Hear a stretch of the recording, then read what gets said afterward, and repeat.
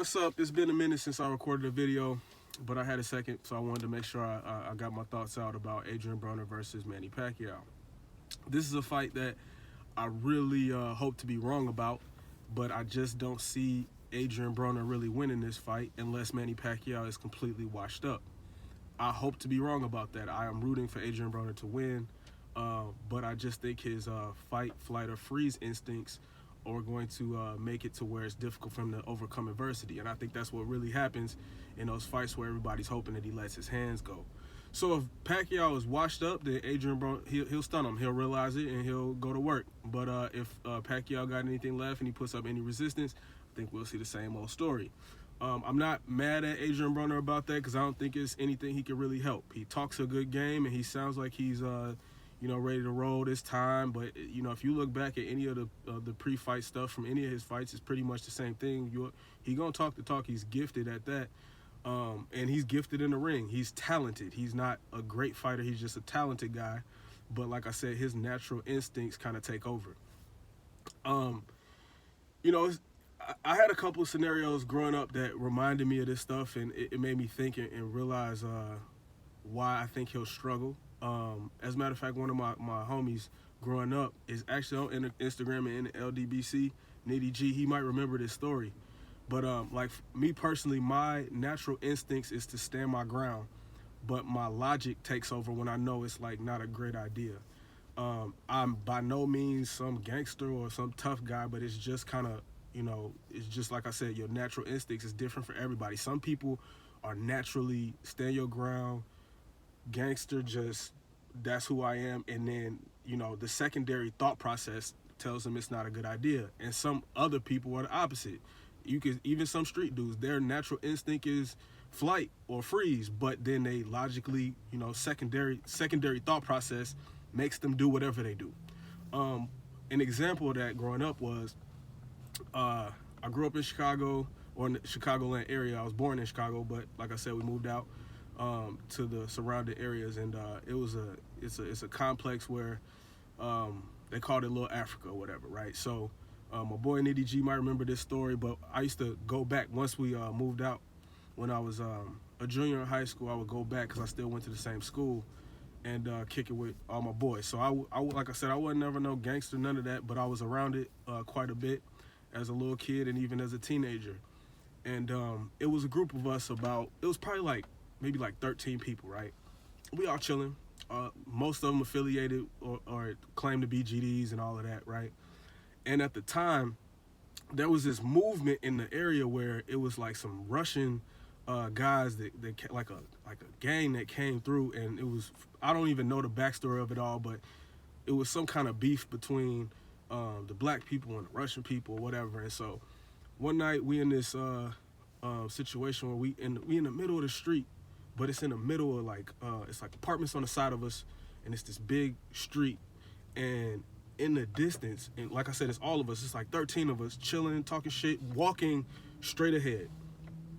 And the Russian dudes that they had issues with they just popped up and were coming towards us.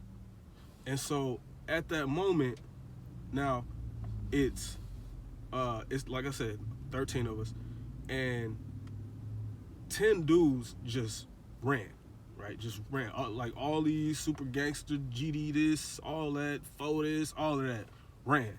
It was 3 of us left. Smoke, who is about that, rest in peace, Smoke. He was about that life, been in, all of that. Like, he was really, really about that. My boy Nitty G, same thing, he been around it, all of that, and me. And I, like I said, I don't got nothing to do with that.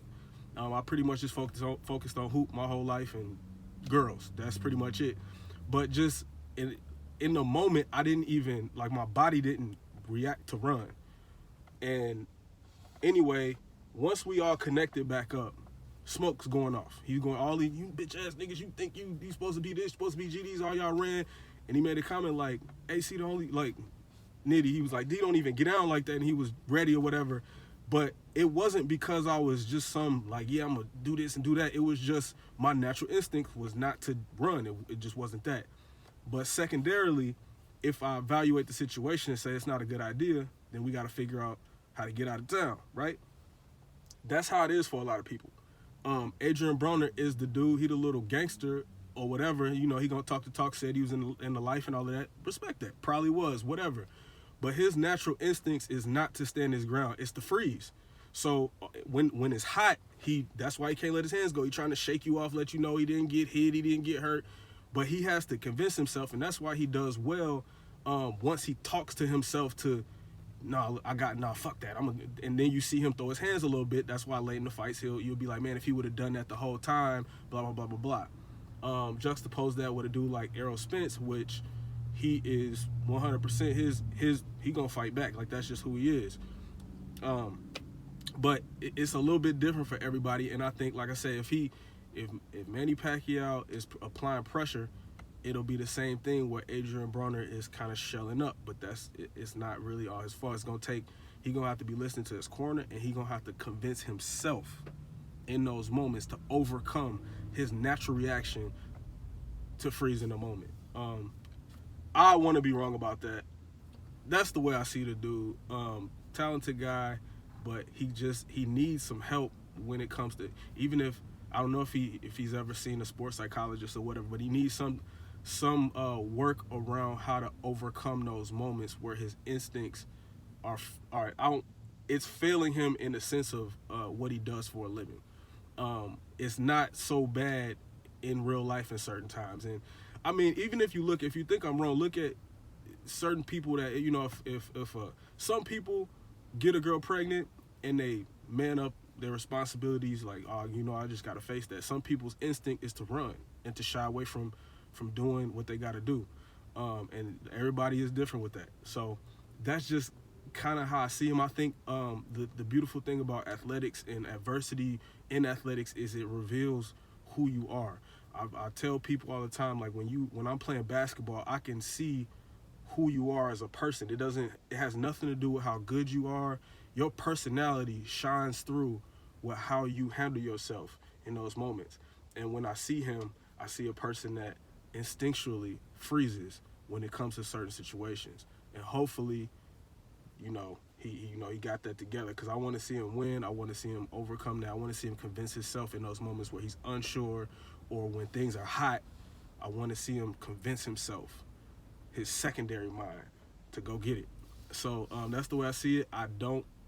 If I had money on it, I'll probably just to keep my bet safe, I go with Pacquiao. If he got something left, that'd be the bet I roll with. But I want to be wrong. I want to see Adrien Broner win. I want to see him be able to. I want to say talk his shit, but he just goes so out of pocket with the way he talk his shit. It's like, you're embarrassing us, man. Come on. But I want to see him win, man. So that's that, man. Just wanted to give my thoughts. LDBC, salute, man. Shout out to everybody in there. Errol Spence coming up. I'm hoping he mops the floor with Mikey Garcia. I was hoping to be able to get out to that fight, but the tickets went on sale earlier than I anticipated. I had to make sure I was had some things in order, but and I didn't want to just get a ticket to get in the building. I wanted to sit, like, I wanted to be able to give Earl instructions. Like, I wanted to sit close. So when I went and saw the retail, I was like, yeah, I don't know, because then wife gonna want to go, and my brother live out in Dallas, I was gonna want to hook him up. So I was just like, let me just fall back on this round, and hopefully next time I catch the tickets when they first go on sale. I might get out to Dallas just to I don't know. I was thinking about just going to the event though, or the LDBC. I know they're gonna do some meetups, man. I want to get out there and kick it. But anyway, I'm gonna get off. But peace out to everybody. Salute. My boy Nitty. Salute.